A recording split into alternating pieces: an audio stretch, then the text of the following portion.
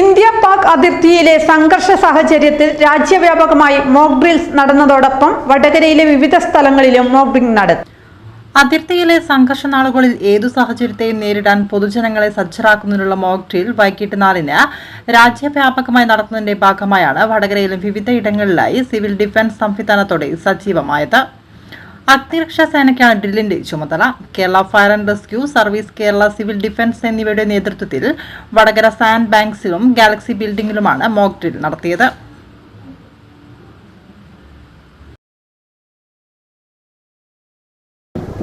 സാഹചര്യത്തിലൂടെ കടന്നു പോകണം അല്ലേ. അപ്പൊ അത് ഏത് സമയത്തും രാജ്യത്തിന്റെ ഏത് ഭാഗത്തും നമുക്കെതിരെ എന്തെങ്കിലും അറ്റാക്ക് ഉണ്ടാവാൻ സാധ്യതയുണ്ട് എന്ന് മുൻകൂട്ടി കണ്ട് ആ സമയത്ത് നമ്മുടെ പോലെ സാധാരണക്കാര് എന്ത് മുൻകരുതൽ എടുക്കണം എന്നതിനെ പറ്റി അവയർനെസ് ഉണ്ടാക്കണം എന്നതിന്റെ കേന്ദ്ര ഗവൺമെന്റിന്റെ നിർദ്ദേശപ്രകാരമാണ് ഇന്ന് രാജ്യത്തിന്റെ വിവിധ ഭാഗങ്ങളിൽ ഇതേപോലെയുള്ള മോക്ക് ഡ്രില്ലുകൾ സംഘടിപ്പിക്കുന്നത്. അതിന്റെ ഭാഗമായി വടകര ഫയർ ആൻഡ് റെസ്ക്യൂ സർവീസിന്റെ ഭാഗമായി പ്രവർത്തിക്കുന്ന സിവിൽ ഡിഫൻസ് സംവിധാനത്തിലുള്ള വളണ്ടിയേഴ്സ് ആണ് ഞങ്ങൾ. ഓക്കെ, അപ്പോൾ ഇവിടെ വടകര ഈ ഭാഗത്ത് ഇവിടെയാണ് ഒന്ന് സാൻഡ് ബാങ്ക്സിലുമാണ് 2 പോയിന്റുകൾ സെലക്ട് ചെയ്തത്.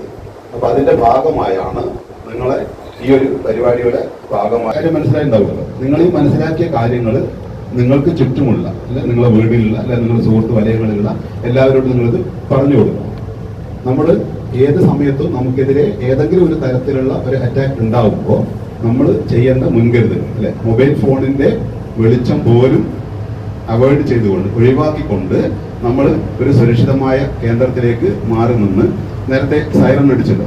അപ്പോൾ മാറ്റം സിംഗിൾ സൈറൺ അടിക്കുന്ന സമയത്താണ് നമ്മൾ തിരിച്ച്, അത് ശരിക്കും നമുക്കുള്ളൊരു നിർദ്ദേശം തന്നെയാണ് അല്ലെ. ഇവിടെ ഇപ്പോൾ ചിലപ്പോൾ അത് അങ്ങനെ തന്നെയാണോ സംഭവിച്ചെന്നുള്ള അറിയില്ല.